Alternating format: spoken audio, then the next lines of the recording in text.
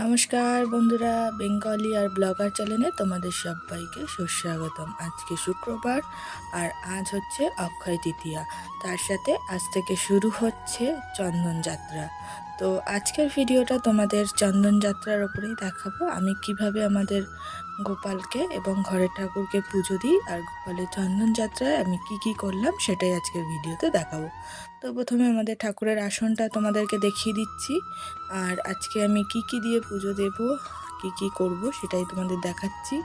এটা হচ্ছে আমাদের গোপালের আসন, মানে এখানে আমি ওকে খেতে দিই, বসাই, স্নান করাই, সমস্তটাই।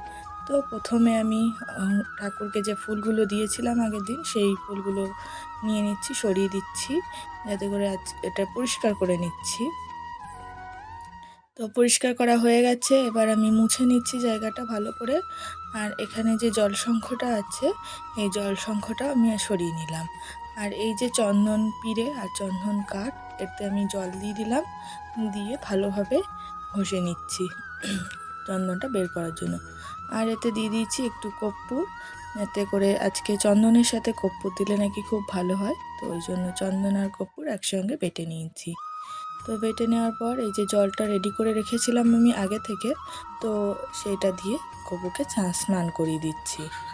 তো তোমরা দেখো, আশা করি তোমাদের ভালো লাগবে। আর ভিডিওটা ভালো লাগলে লাইক, কমেন্ট অ্যান্ড শেয়ার করতে কিন্তু ভুলো না। তো এই যে গপুকে এখন স্নান করে দিচ্ছি, প্রায় স্নান করানোর শেষের দিকে। আমি একটুখানি হাত পাগুলো ভালো করে ডলে দিচ্ছি। ও তো ছোটো, খেলাধুলো করে, ওরও গায়ে হাত পায়ে নোংরা লেগে যেতে পারে, মাটি লেগে যেতে পারে, তো ওই জন্য ওকে একটু ডলে দিচ্ছি। তো এই যে ওর স্নান করানো শেষ, এবার আমি চন্দন মাখিয়ে দিচ্ছি।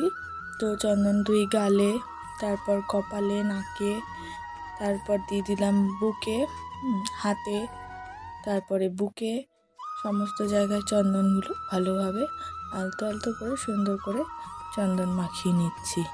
তো চন্দন মাখানোর পর এবার গোমাতা রয়েছে, গোমাতাকেও স্নান করিয়ে নিচ্ছি।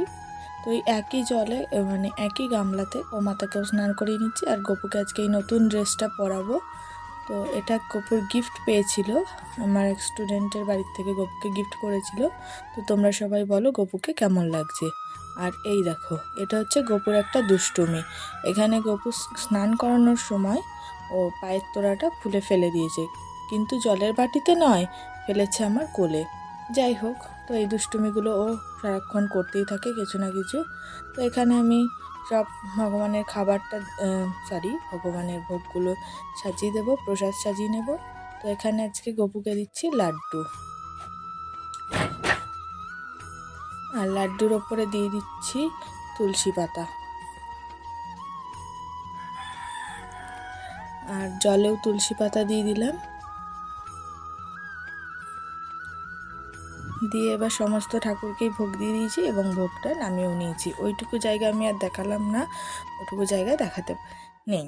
যাই হোক, তো এবার ভোগ নেওয়ার পরে, ভোগ দেওয়ার পরে, প্রসাদ নিয়ে তুলে নেওয়ার পরে সব ঠাকুরকে ফুল দিয়ে দিচ্ছি। যেহেতু আমাদের ঠাকুরের আসনটা একটু ছোট, তাই আগে ফুল দেওয়া সম্ভব নয়, ওই জন্য আমাকে পরেই ফুলটা দিতে হয়।